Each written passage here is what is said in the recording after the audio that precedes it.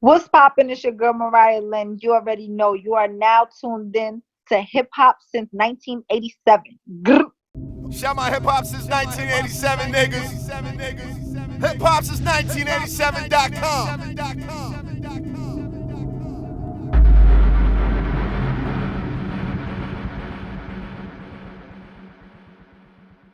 And it's Alanna Milan, and I'm bringing you another episode of Talk to Me. And my next guest is Mariah Lynn. How are you holding up during this quarantine? I'm good. I'm just chilling, honestly. I've been working on new music. I've been working on some new business endeavors. So I'm doing great. I'm actually appreciative of the time home, although I do want to get outside and drop it like it's hot and pop bottles in the club. I Right. have been grateful to have had this time to really, be productive and get all the business in line, really, honestly, because a lot of people know I really, coming into the game, I got once Upon a Time, which it went gold independently, and I'm still fighting for all that money because I was one of those artists who kind of didn't really pay attention to certain stuff and didn't really ask questions. I was kind of just happy to be there, but now I have literally got all my business straight. So thank you, quarantine, for that. But hurry up and be over so I can go clubbing. Real shit. I'm bored. I am bored Yeah. in the house. Like, and now that you brought up Once Upon a Time, you began catching the public eye, like on your first season of Love and Hip Hop New York. That's where I first saw you, where I first heard the song. Everybody knows the song. So Wow. how has being on Love and Hip Hop helped you transition into the depths of your career? Like, like you're pretty big now. So Thank you. I definitely feel like Love and Hip Hop has helped. Um, personally, going on Love and Hip Hop, I wasn't famous. I wasn't viral. I wasn't nothing. I was just a regular girl from the hood. I worked in a gentleman's club, shaking my little ass. What the little ass I do got, I was shaking that shit.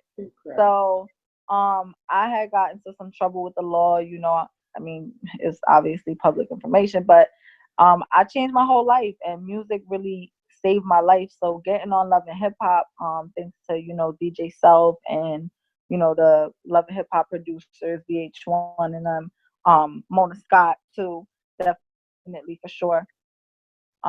Saw something in me and they put me on the platform and with Once Upon a Time, and that went viral. So nobody really knew who Mariah Lynn was before Love and Hip Hop. So I definitely would say it helped. yeah. Once upon a time, not long ago, I was like, oh, hey, But yes, it's been like 5 years since that dropped. I know. And you know what's crazy? It's still the anthem. Like when it comes on in the club, that's how you know like you got an undeniable bop when Right. 5 years later you're still getting booked for that song, and that song is still being the number one song played at festivals all over the world. And that's what I'm saying. Like, how has the transition been from like that up until now? Like I said, you've garnered a lot of attention, a lot of experience. You know what I'm saying? Yeah, I'm definitely a controversial person, but I'm not gonna lie. I kind of like being in the middle of the controversy because I feel no, not in a bad way. I No, I feel know what you. people, tend to kind of get at me for like my body or, my skin color or, anything. It doesn't matter. People talk about how, I'm a alleged white girl raising a black girl. Actually, I'm Puerto Rican and Italian. I'm mixed, and my little sister is Puerto Rican, Italian, and black. So she's also mixed as well. So they'll attack you for anything. But yeah. It really don't matter. I think it's a lose-lose situation. But being controversial for me is kind of like I get to let girls know that you beauty comes in all shapes and sizes. It doesn't matter what color skin you are. It doesn't matter if you got the fattest ass or if you're a little chubby or maybe even if you're overweight. Like, still put that two-piece on. Like, I got friends who they got stomachs, and sometimes I'm a little bloated. I still put that two-piece on. Like, be happy with yourself. No, but as a Puerto Rican and Italian woman, like you're a female rapper, and you know, hip hop in general is like predominantly African American, I'll say. And how has your experience been that way? I think that it depends because certain people will again attack and crucify me for, saying certain things in my songs and speaking freely with certain things, but they have to understand that for to me, I'm a part of this culture. I am the culture as well.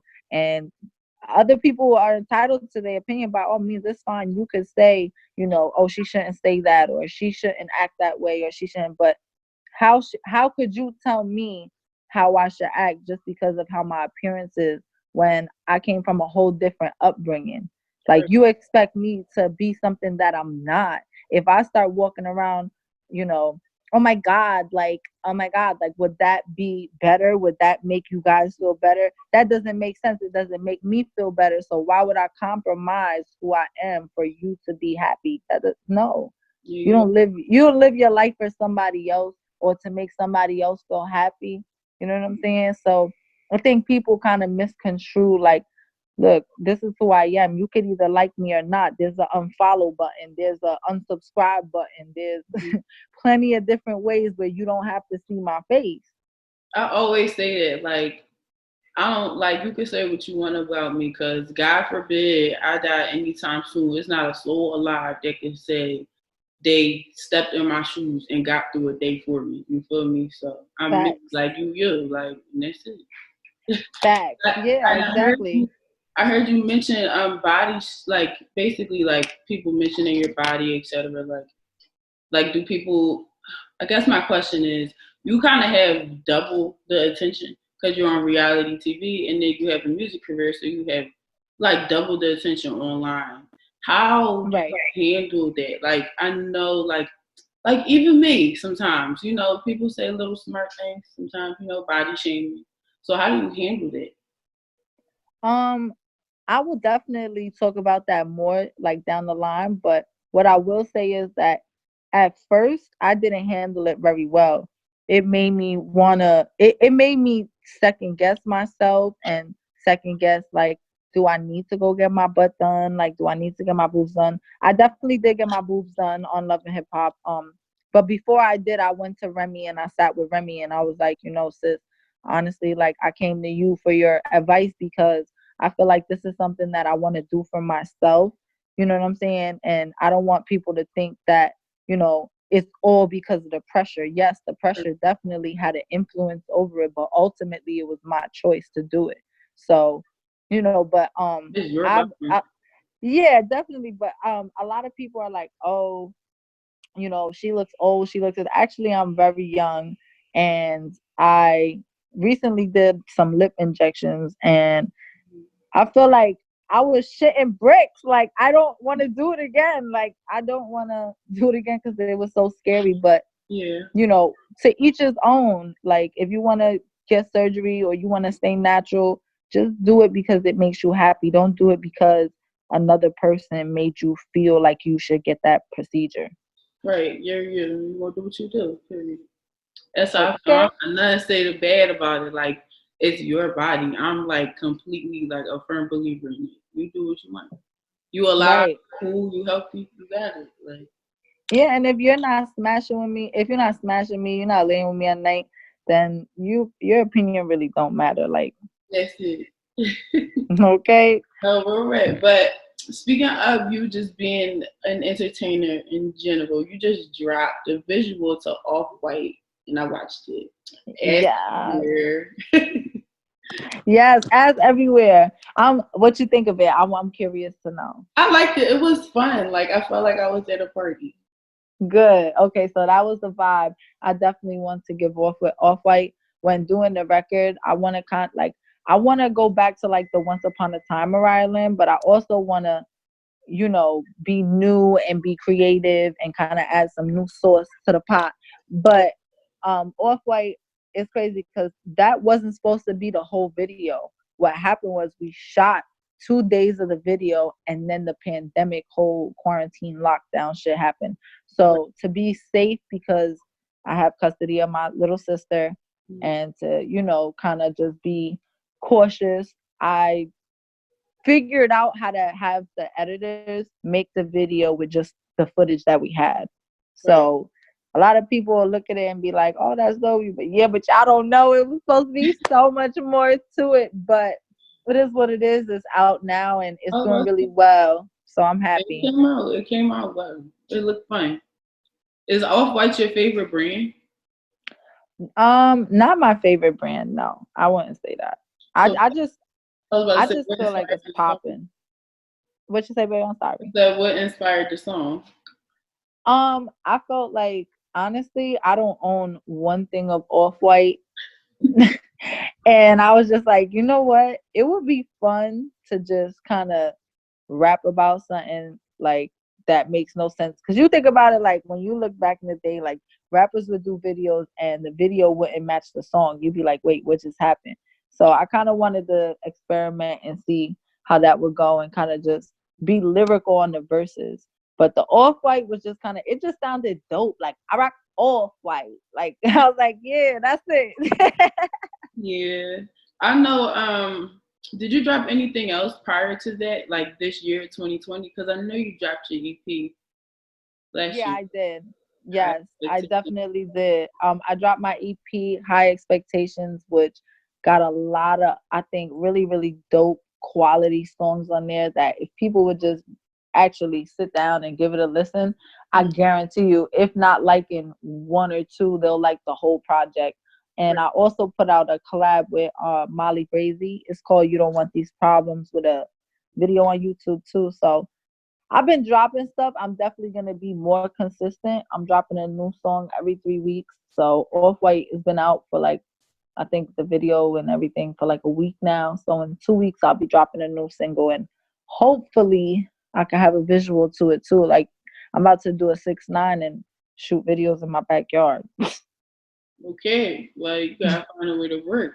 Because like you just told me that you have custody of your sister, so I'm assuming you take care of your family. Yes, So definitely. you gotta do what you gotta do. That's my little Bookie bear. How old is she? She's 4. She'll be 5 in December, and she thinks that she's the boss of the whole house. Yeah, that's how my little brother is. He's 4 too.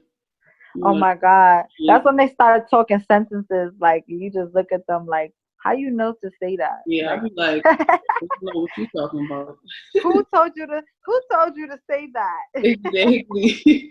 How is balancing out like your regular life and industry life? It gets a little bit hard sometimes. Like I feel like depending on the situation because, not everything is ideal, not everything is perfect. Other people who are attached to me make mistakes and that can kind of fall on me too. Or, I might be having a bad day and somebody say the wrong thing to me in the comments and I'm not supposed to be answering no trolls back, but you have that moment where You have your days. you're you're human, like you feel me? So you're having that bad day, somebody say something and you just like, bitch, sit your Like, ass down. fuck out of Right. So here. yeah, it's hard to balance it in certain situations. Even I feel like in relationships, because a lot of people probably think that I've dated a lot of industry dudes, but I haven't. I've really only dated 2 industry dudes. I was And going all to ask you that. I was going to ask you how is dating in the industry? it's hard because if you're a female and you just want to date a regular dude, like me, for example, I like plugs and people like that. So you feel me? I like that because I feel like I want to not I just want to be in the spotlight, but I just want to have my own thing. Like I just want you to have your own thing and me to have my own thing and us to be able to balance each other out. You know what I'm saying? And always be there no matter what, right or wrong. But for me, I've dated a regular dude and they be like, oh, you don't post me or you hide me or you do this. So it's hard because you don't know what they doing. So you're kind of trying to protect yourself from the embarrassment of, well, what if this dude is fucking with the next bitch, and then I post you, and the next bitch is in my DM talking about, oh, I was just with him, or whatever, and then dating the industry dude when you're in the industry, it gets hard because it's like working it's like working on a company with somebody, and I say that because a relationship is like a baby, all of that. Like, it's Right. like people, you have to be putting 100. Oh, relationships is 50-50. No, it's 100. So that's why I had to let a relationship that I held on to for so long with an industry dude that everybody knows about, because Talking about really. it just wasn't what I wanted. You know what I'm saying? Maybe in another time or something. But I respect him so much though, and I definitely got love for him still. But for me, it's like it comes a time where you just realize like this is not what it is. This is not what I want. Right. Everybody, I feel like something that's not normalized that needs to be normalized is that like everything doesn't have to be let go on a bad note. Like you don't gotta always, you know what I'm saying, have a sour taste in your mouth for somebody. Like No, and people don't know like how we be in real life. Y'all see us exactly. beefing on On TV and TV. stuff. Exactly. Yeah, Yeah, it ain't but real y'all life. don't see Like it real life, and y'all don't see like certain shit where like that person has been there for me in so many situations. So right. and then not been there for me in certain situations. But you just gotta realize your worth, and if that person steps up and comes back and does the right thing and it's meant to be, then that's what it'll be. But if not, then listen, there's a million other dudes out there waiting, lining up, like the same way dudes talk about, oh, one gone, the next one coming. Okay, well, it's the same for females. We living in a millennial century now. Like, period. Period. Right. I I know that you're signed to Gwinnett, right, DJ South? I was signed to Gwinnett. Um, I'm actually independent right now, but I okay. still work with DJ Self. Self is family to me. The Gwinnett team is family. I just came from a Gwinnett trip. Well, not all of us. It was actually only 6 or 7 of us, because the six rule or whatever. But we rented a big house in Orlando and we quarantined together. We made sure everybody had their Lysol and all the essentials that we needed. But we had a really good time, so that was fun. I was super scared to fly, but I'm working with a new team and everything. So hopefully, this is just the beginning of my journey, and there'll be a whole lot more to show the people. Especially Okay. because I feel like they tend to overlook me a little bit, but those are the people you really gotta watch out for. Exactly. You can't wake them up. They're gonna wake up when they feel like it. They're gonna say, can we expect Fact. equal bodies of work soon? Yes, I will be putting out a new single next month. I got some super major dope collaborations for the summertime. I think that the Latin community will definitely be happy. Um I'm doing some Spanish rapping, y'all. Okay. Ooh, And bilingual. yeah, I'm rapping in Spanish. It's Spanish and English because I didn't want to be, fully Spanish. I still want my English girls to know what I'm talking about so they could vibe out too. But yeah, I definitely want to say thank you to everybody though, really supporting the new single. It's doing better than I expected. And people were saying that, I hadn't dropped something in a while. But if you really go look and search my name, I'm always dropping music on every platform. So don't get it twisted. I be dropping shit, SoundCloud, for free and for the coin. So If for the coin, period. yes. Okay, so where do you see yourself in the next 5 years? I definitely see a major label behind me because I need a little, you know, push, a little extra push to get me where I think I should be. And I want to have my first kid. I'm Ooh, not saying I want to. y'all know. Yeah, I don't want to rush into like the whole marriage thing and all of that. Like even if I end up getting pregnant before getting married or engaged, that's fine with me. I want a little me soon. I'm ready. You ready? You got baby fever, girl. Not baby fever, not right this second, girl. No. I'm scared. But no, I just raising my sister has taught me so much, like patience and just to appreciate, being able to be there for her, not just as like, a mom figure. My mom is actually doing really good. She's been clean for about 6 months now. She came home thanks to the coronavirus. My Good mom came job. home and she's been good. So, I just want to continue to help her work on the relationship with Iceland. Because before that, I couldn't even think about having my own kids because I already had her. But now that my mom is in a good place, it makes me want to have